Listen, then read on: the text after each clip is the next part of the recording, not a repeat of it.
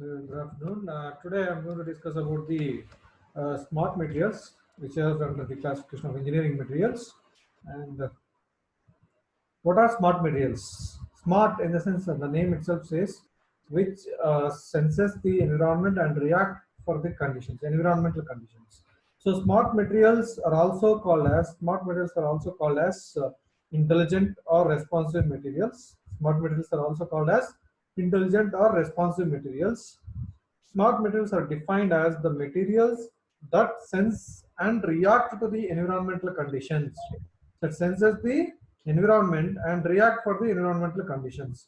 So smart or intelligent materials are materials that have to respond to the stimuli and environmental changes, and to activate their functions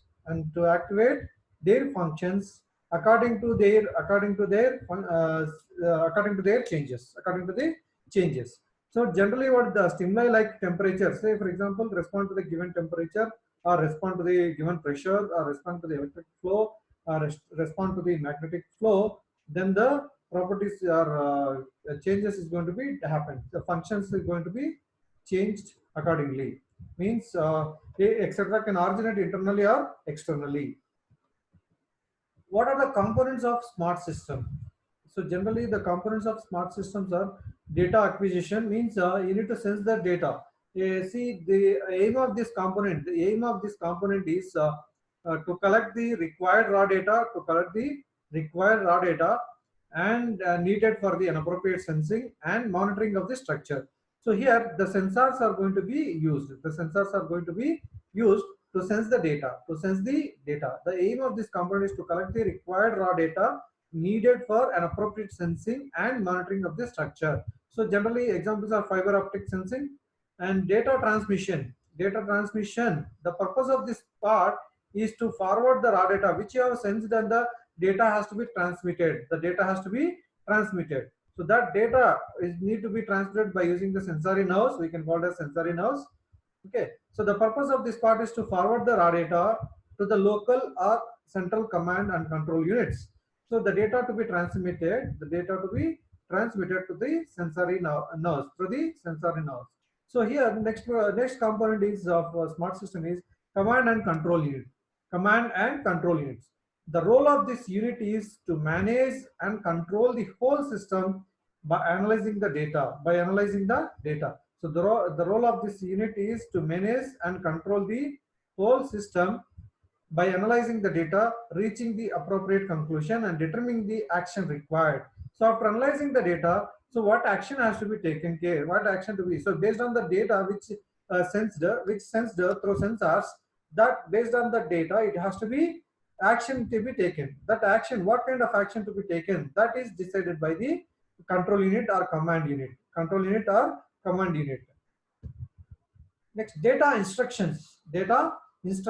So here, as the previous data, command data or control unit has given that these kind of actions are required. So once you determine these kind of actions are required, then immediately the instructions to be given. Yes, you need to follow these kind of actions to be taken. So the function of this part is to transmit the decision which is taken in the control unit and associated instruction back to the members of the structure. So here the motor, we can call it as motor nerves, and finally the action devices. So action devices are nothing but the purpose of this part is to take the action by triggering and the controlling devices units. By triggering the controlling devices units means this part is nothing but the actuator. So there are generally sensors and actuators. Sensors senses the signal and then it's sent to the control unit, and the control unit will develop the control action, and then that action will be given to the actuator, where actually actions are triggered. Those are called as action devices, which is generally called as actuators. The purpose of this part is to take the action by triggering the controlling devices or units. So these are the 5 components which are used in the smart system. So generally, what are the different types of smart materials we have? Different types of smart materials we have. So we have a number of smart materials which are depending on the applications. We have piezoelectric materials, magnetostrictive materials, thermoelectric materials, shape memory alloys, radiological fluids, and many other. So here, according to your syllabus, we have a piezoelectric materials and shape memory alloys. So the rest of the smart materials can be studied through assignments. Okay, and see here, this is what the smart structure is going to be work. So here it starts from the sensor. It starts from the sensor because smart materials which senses the environmental conditions or environmental changes. So first sensor will be sense the environmental conditions, and that data will be transmitted. That data will be transmitted to the control. So here the control unit, based on the data sensed, based on the data sensed, what are the actions has to be taken care. So what kind of actions has to be given to the actuators, that has to be determined in the control unit, determined in the control unit. That determined controlling actions has to be transmitted by giving the data instructions, by giving the data instructions to the actuator. So the actuator is the element which actuate the mechanisms or actuate the action given by the control unit, which actuate the actions given by the control unit.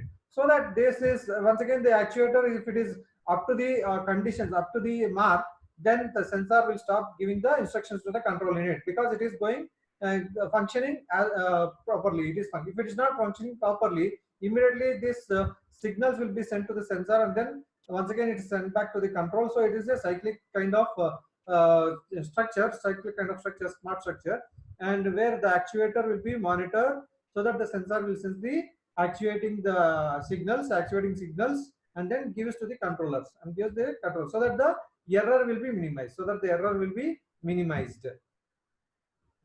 Next, we'll discuss one by one the classification which I has given in the classification of smart materials. We'll go with piezoelectric materials. So the name itself says, I think you have studied in your plus two. Piezoelectric materials are the materials which gives the electricity by application of pressure. So when the piezoelectric materials are subjected to an electric charge of variation in voltage, then piezoelectric material will undergo some mechanical change, and vice versa. So if you this is a kind of, these events are called the direct and the converse effects. So if you give the electricity signal to this, then it is going to be undergo some change. So when subjected to an electric charge of variation in the voltage, piezoelectric material will undergo some mechanical change. And also, if it gives, like, say for example here, if you are given electricity, it may undergo tension or it may undergo compression also. So by application of pressure on the mechanical component, then it is going to gives the electrical energy. In the similar fashion here, by giving the voltage to the mechanical component, it is elongated. So this is called direct effects, and this is called as converse effect. So piezoelectric metals are, when it is subjected to an electrical charge, it undergoes mechanical change. If it undergoes the mechanical change, it will produces the electricity. So it is vice versa, both can be happen. And when it comes to the shape memory alloys in 1930s, Hollander was the first observed the shape memory effect. First, he has observed the shape memory effect while working with an alloy of gold and cadmium. When he is working with the alloy of gold and cadmium, this Rm and cadmium alloy was plastically deformed when it is cold, and but returns it to original configuration when it is heated. So generally at the cold conditions it will be plastically deformed, but if it is heated, then it regains its original configuration. So the shape memory properties of nickel titanium alloys were discovered in the early 1960s. Although pure nickel titanium has very low ductility, even though nickel titanium having the very low ductility in the martensitic phase, the properties can be modified. The properties can be modified by the addition of small amount of third element. These groups of alloys are known as nitinols. These groups are called as nitinol. Nitinol is in the sense nickel titanium naval ordnance laboratories. So this is given, the name is given as nitinol is nothing but nickel titanium naval ordnance laboratories. So here the nickel titanium alloy which has the load activity, we are going to add one more material to this with a small amount of it. Those are called as nitinol. Those are called as nitinol. So nitinol is also one kind of shape memory materials which behaves the shape memory effect. A shape memory alloy is an alloy that remembers shape memory. It remembers the shape or original shape, you can say. It is an alloy that remembers its original shape, and that when deformed, and it is when deformed means when I apply a load, it returns to its pre-deformed shape when heated. When it is deformed, returns to its pre-deformed uh, shape when it is heated. When it is heated. So super elastic behavior in high temperature. It behaves as super elastic when at high temperatures. Then SME shape memory effect occurs due to the change in the crystalline structure of the materials. How this shape memory effect is occurs in the sense due to the change in the crystalline structure of materials. What are the phases in the shape memory effect?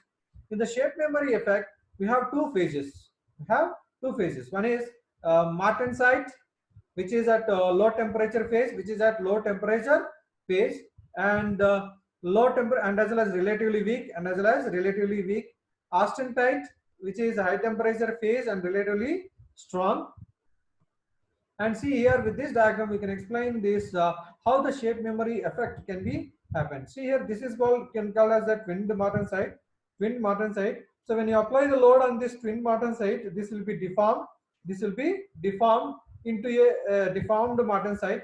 It is a deformed martensite. See, I have applied the loading on the twin martensite is going to be a original shape of the material. So when you apply the load on this twin martensite, then it is going to be deformed into the orientation of the crystals is going to be changed like this. This is called as a deformed martensite. So when the deformed martensite is heated,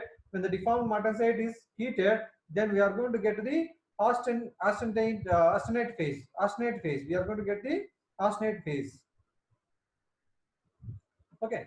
So here, upon cooling, we can regain the original state. So upon heating, we can get the austenite structure. Upon cooling, also we can get the austenite. So martensite to the austenite transformation occurs. See, martensite to the austenite formation transformation is occurs by heating. Whereas austenite to martensite occurs by cooling of them. So heating and cooling. So here, when it comes to cool, then the original shape of the material is obtained. Once again, if I apply load, then it is deformed. Then if it is heated, then the austenite structure is going to get, from the austenite structure, we are going to get the martensite by cooling off. So this is how the shape memory effect occurs. So it is a simple example I have given here. So here, this is the material which I have taken, a shape memory materials we have taken, which is in a martensite structure. So now with the hands you are applying the load, so that it changes its shape. Okay, because it is the deformed its shape. If it is deforming the this is called deforming the martensite. When it is deformed, see the shape of this material. Now I have released the load. See here, I have removed my hands in the sense I have released the load. When it released the load, it is in the deformed shape. It is deformed shape in the sense it is still deformed martensite structure only. As we discussed in the previous diagram, see here I have applied the load. And it is changed into a deformed martensite. So deformed martensite in the sense which has the structure like this. So this is the deformed martensite material. Now upon heating, what will happen? Upon heating, it is going to regain the gain the austenite structure.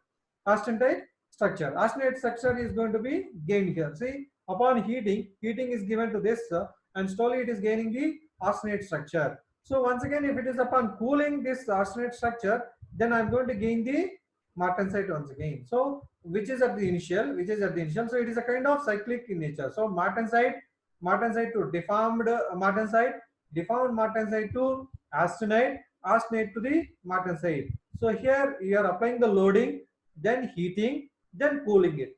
So apply the load, then heat it, then collate, then you are going to get the original shape. So this is what the shape memory effect with a diagram.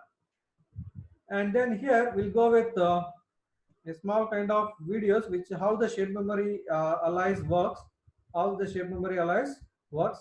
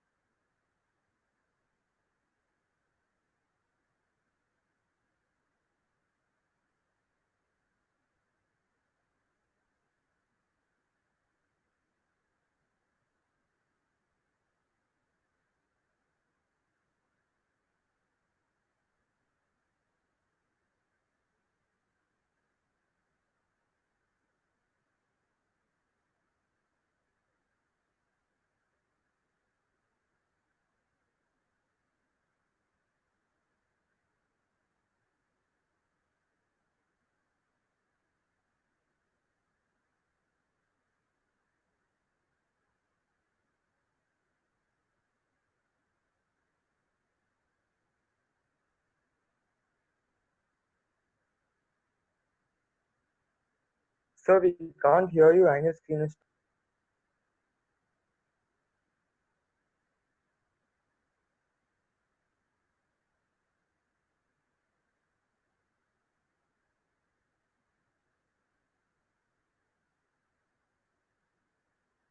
Sir, you are mute, sir. Yeah. So here is one more kind of material which I have shown here. See, here is taking a spring and then yes, deforming the shape.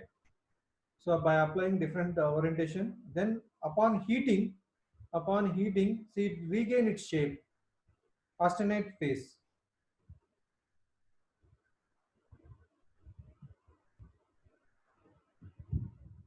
The screen is stuck actually.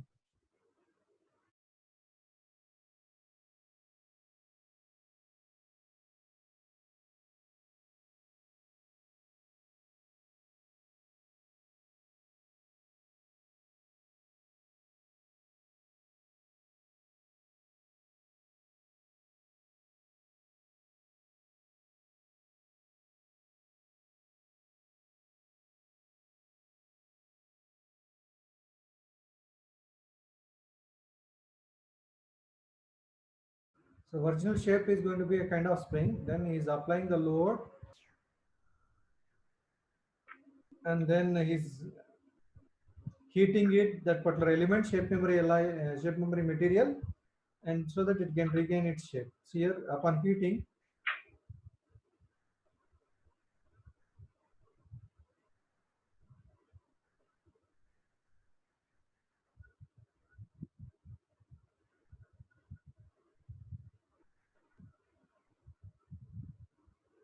okay. So once again we'll come back to the our slides, right? That's about the piezoelectric materials and shape memory alloys. That is about the piezoelectric materials and the shape memory alloys. So now we'll move on to the semiconductors. I think which you have already studied about semiconductors and the insulators in your PU.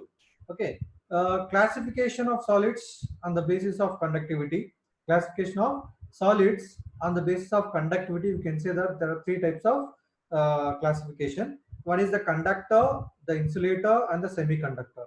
So conductors are nothing but the substances which through which the electricity can easily pass. So all the metals are we can call as conductors. All the metals we can call it as metals we can call as conductors. And insulators. Insulators are those substances which does not pass through electricity, which does not pass through the electricity. Those materials are called as insulators. So insulators are those substances through which electricity cannot pass. Example, wood, rubber, mica, etc. And semiconductors are those substances whose conductivity lies below the conductors but above the insulators. So between the conductors and as insulators. So semiconductors are those substances whose conductivity has even below the conductor materials and above the insulator levels materials. So what are those example of semiconductor devices? So we know that semiconductor materials are germanium, silicon, carbon, etc. Now we'll go to the what is semiconductor.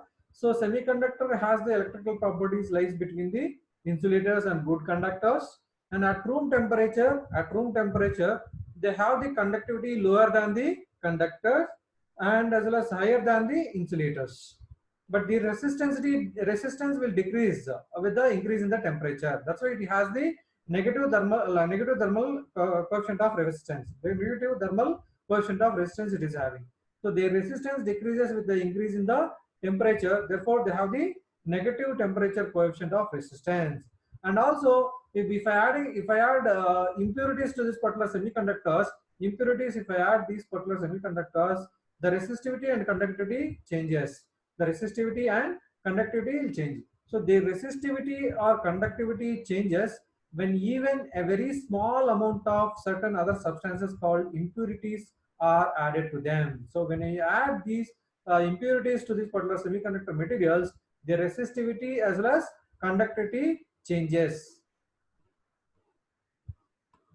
Now, what are the different types of semiconductors we have? We have the two types of semiconductors. One is the intrinsic semiconductor, the other one is extrinsic semiconductor.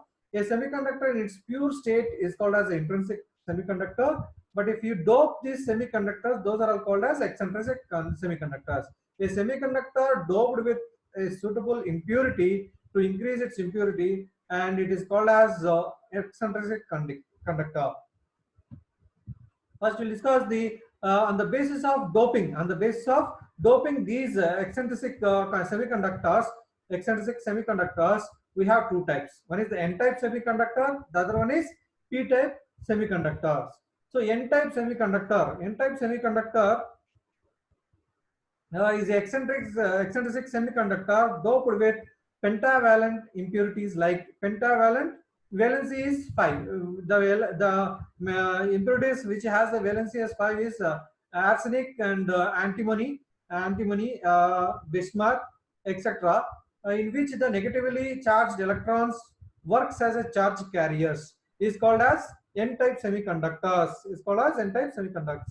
Means in the N-type semiconductors, the valency should have the 5. The elements which have the valency of 5 is generally arsenium and antimony and bismuth. So in which the negatively charged electrons works as a charge carriers is called as a N-type semiconductor. Every pentavalent impurity atom donate 1 electron in the crystal. Therefore, it is called as a donor atom. In this impurities, this is going to donate 1 electron into in this particular structure, crystal structure. So that's why these are called donor atoms. And p-type, as we in the n-type it is a pentavalent impurity. In the p-type it is going to be a trivalent impurity. Means there are 3 valency electrons will be there in their orbit. So p-type semiconductor, eccentric semiconductor doped with the trivalent impurities. Trivalent impurities which has the valency of 3. So like aluminium is having the valency of 3, boron and 3, so etc. In which the positively charged holes works as a charge carriers. Whereas in the N-type semiconductors, electrons will be acts as a charge carrier. Whereas in this case, P-type semiconductors, holes are going to be called as a charge carriers. So these are called as P-type semiconductor. Every trivalent impurity atom have a tendency to accept 1 electron. Here it is going to be donate 1 electron in this case of N-type semiconductor. Here it is going to be receive. I mean, it is going to be accept this 1 electron so that it can get the stable phase. So these are all called as acceptor atoms. These are called as acceptor atoms. Now we'll move on to the, because I'm not going much with this semiconductors because we have already studied in your +2. So further, if you want to have, then you can Google it and then get it off semiconductors. And we'll move on to the insulators. So insulators are materials. That obstruct the free flow of electrons from one particle of the element to the another. Means which does not allow the electricity into it. So it is just like a kind of obstruction. It is a kind of obstruction for the electricity. So insulators are nothing but obstructors for the electricity. So insulators are materials that obstruct the free flow of electrons from one particle of the element to the another. If we transfer some amount of charge, to such an element at any point, the charge remains at the initial location only. It does not get distributed across the surface of that particular material. So if you transfer some amount of charge to such an element at any point, the charge remains at the initial location and does not get distributed across the surface. So what are the common examples of these insulators are plastic does not allow the electricity, and wood, glass is also. So these are some of the examples which are given, and we discuss what are the different types of insulators which commonly used. So he has told that insulators which are used for the obstructing the electricity. Say for example in the transmission lines till one particular point we need to stop the current. So there I am going to use the insulators. So there are different types of insulators which the electrical industry uses is pin insulator, transmission lines, pin insulator, suspension insulator, strain insulator, shackle insulator. So these are the 4 types of insulators they are going to use. So we'll go one by one. So pin insulator. A pin insulator consists of non-conductive material such as porcelain, glass, plastic, polymer or wood. As the name suggests, the pin type insulator is secured to the cross arm on the pole. So you might have seen these kind of insulators on the electrical poles in the grids. If you have seen this transmission lines, if it is in the transmission lines, you might have seen this pin insulator. A pin insulator consists of non-conducting material such as porcelain, glass. This is made up of porcelain structure, and glass, plastic, polymer, or wood. It may be consist of any of this. So here this is a porcelain type. As the name suggests, the pin type insulator is secured to the cross arm and the pole. So this electric pole, in the sense electrical pole here. So it is going to be secured on the cross arm on the pole. Here suspension insulator. So here this, you look at this is called suspension insulator, where you can see in the grid lines, where you see in the grid lines. So for high voltages where 33,000 kilovolts means when you are transmitting this 33,000 kilovolts, see here these are all if you observe, these are all will be, you can see in the power grid lines which are transmitting the high voltages, So it is usual practice to use this suspension type of insulators consists of number of porcelain discs. See here, these are all called number of porcelain discs connected in series by metal links in the form of a string. So these are all insulators. These are all in the form of links here. They are going to connect. This is the line which is transmitting the high voltage, 33,000 kilovolts. So this is how they are going to provide the insulators. These are the insulators by inserting the kind of suspension insulators. Next, strain insulator. So strain insulator is the nothing but when there is a dead end, of the line. Say for example, your transmission line, that is electrical supply line is end at particular street. Say for example, you are ending at that particular street. So now you are changing to the direction. You are changing, say, perpendicular direction. So next 90 degrees rotation you are taking. So you are stopping the line at that particular corner, right? So when you are stopping exact at the corner, you need to stop this and then you have to change to one orientation. So if there is any dead end of the line, means the line is nothing but it is a transmission line. When there is a dead end of the transmission line, because you are stopping the electricity at that particular point only. So there is a corner or a sharp curve, the line is subjected to a greater tension. So this tension has to be relieved. By using strain insulators. So in order to relieve this line of excessive tension, strain insulators are used. So when there is a dead end of the line, or there is a corner or a sharp curve, the line is subjected to greater tension. So to relieve this tension, in order to relieve the line of excessive tension, these strain insulators are going to use. Next, shackle insulator. So shackle insulator are nothing but they are frequently used for low voltage distribution lines. So this is a kind of shackle insulator where these are all used only in the case of low voltage distribution lines, like for example 220 volts, okay, or 440 volts, maybe less than 11,000 volts. You can say less than 11,000 volts.